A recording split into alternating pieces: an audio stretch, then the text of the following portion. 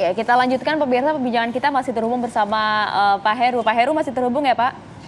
Ya, ya, ya, Mbak Maria, Mbak Bayu, Ya. Mas Bayu. Eh, Ya. Pak Heru, kalau Anda melihat ya Pak ya, kalau dari sisi viktimologi begitu, apa ya yang menggerakkan seorang, ini kan dalam hal ini pelakunya ada 3 orang, kemudian memutilasi temannya sendiri begitu Pak. Walaupun memang kita tahu motifnya adalah sakit hati, tapi mengapa kemudian berujung mutilasi, ini kan suatu hal yang tak biasa.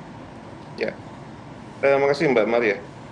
Mutilasi itu bisa terjadi karena mungkin kalau dari segi modus ya, untuk menghilangkan jejak kejahatan. Karena dengan dipotong-potong dalam sejumlah bagian tubuh kemudian disebar-sebarkan, eh, pelaku berpikir ini akan lama untuk ditelusurinya, sampai terjadinya, sampai mengetahui siapa pelakunya ataupun motifnya apa. Jadi untuk menghilangkan jejak, untuk membuat lebih lama. Yang kedua, demutilasi terjadi karena mungkin kemarahan yang luar biasa, kemarahan yang kemudian dilampiaskan dengan pelakuan seperti itu. Karena sebenarnya membunuh saja itu bisa dilakukan tanpa harus memutilasi. Ketika kemudian terjadi mutilasi, tentunya ada motif yang luar biasa, kemarahan yang luar biasa, mungkin kebencian yang luar biasa juga, yang mungkin sudah biasa bukan berlangsung 1-2 kali, mungkin sudah berulang-ulang dan cukup lama durasinya. Dan apalagi mereka berteman lama, mereka bukan orang baru. Mereka berteman lama, mereka berinteraksi cukup lama, sehingga sudah saling kenal mengenal, dan tentunya tahu karakter satu dengan yang lainnya. Itu mungkin harus ditelusuri oleh pihak penyidik dari kepolisian. Karena mengapa sampai harus dimutilasi, dan apakah semata-mata karena untuk keperluan menghilangkan jejak saja, atau menyulitkan penyidikan sehingga tersangkanya lama diketahui, atau karena faktor kemarahan, kebencian yang begitu menumpuk berlangsung begitu lama, itu yang harus ditelusuri.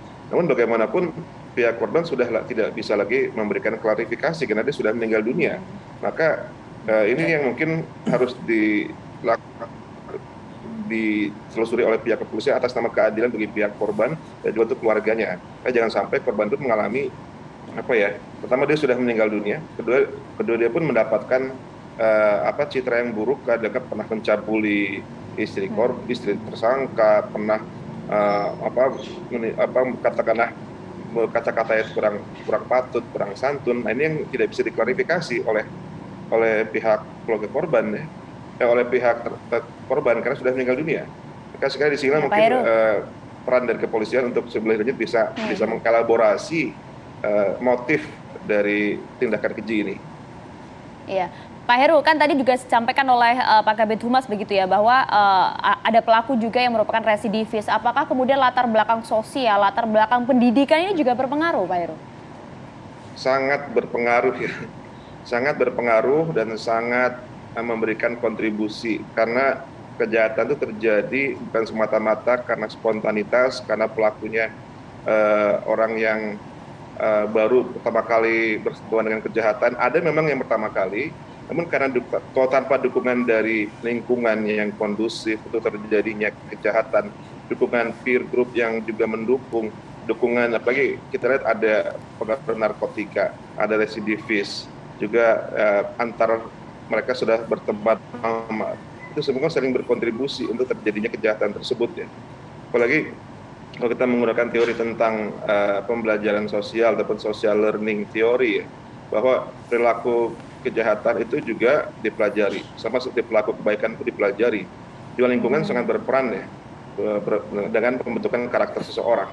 Dan bagi seorang residivis, tidak sedikit residivis yang mungkin kembali melakukan kejahatan karena lingkungan dia tidak berubah, atau stigma yang diberikan oleh masyarakat itu membuat dia tidak bisa kembali bereintegrasi sosial dengan normal dan wajar ke masyarakat, sehingga dia akhirnya kembali ke lingkungan lama yang yang masih bisa menerima dia. Karena kalau dia ke lingkungan yang baru, masyarakat punya stigma bahwa sekali penjahat selamanya penjahat.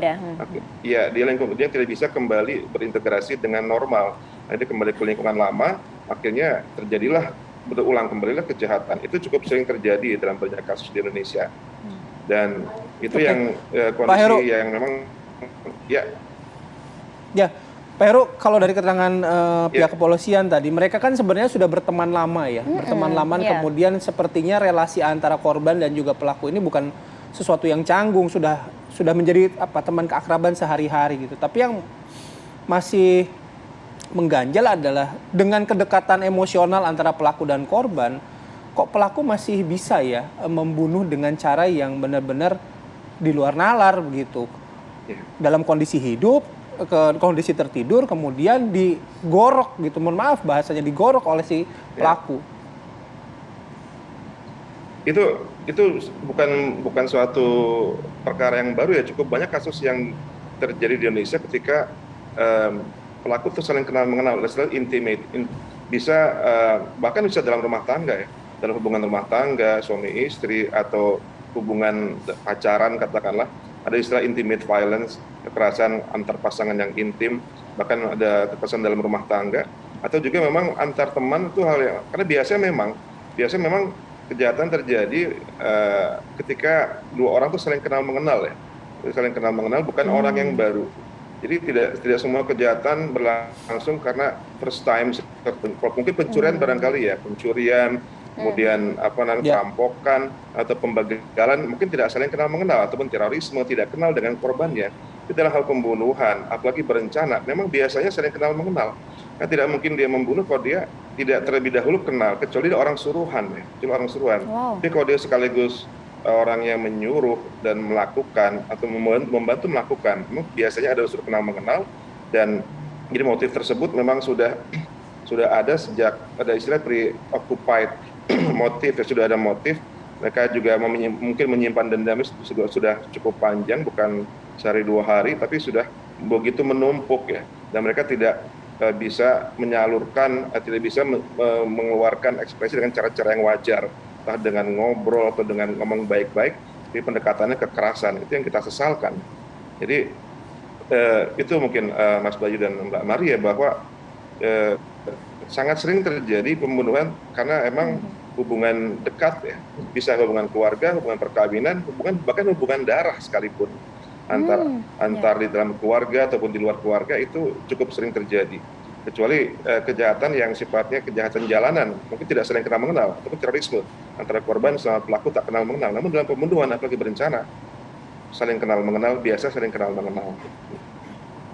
Oke, ini menjadi pelajaran lah untuk kita semua. Terima kasih penjelasannya tadi Pak Heru di Apa Kabar Indonesia Pagi. Salam sehat untuk Pak Heru, terima kasih. Assalamualaikum. Salam sehat Mbak Maria, Mas Bayu, salam sehat semuanya.